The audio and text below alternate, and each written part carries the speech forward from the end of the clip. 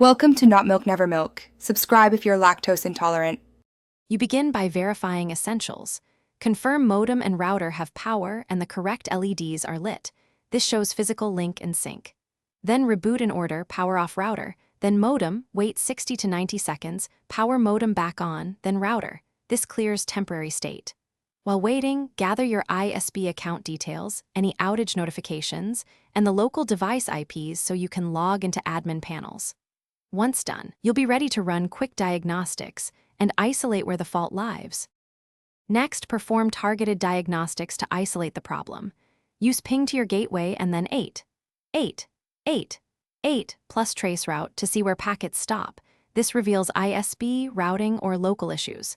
Switch a device to wired Ethernet to compare with Wi-Fi if wired works. Focus on wireless settings or interference. Log into the router to inspect WAN status, DHCP leases, firmware version, and system logs. Outdated firmware or failed DHCP often explains widespread failures. Once identified, apply the matching fix, config change, firmware update, or ISB escalation. Finally, implement corrective actions based on your diagnosis.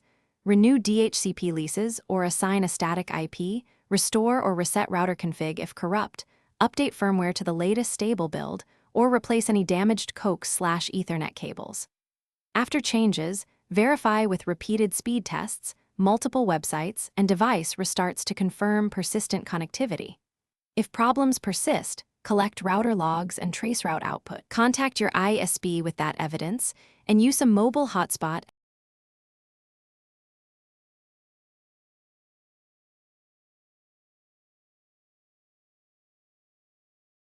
Thanks for watching. If this was helpful, leave a like and consider subscribing. See you next time.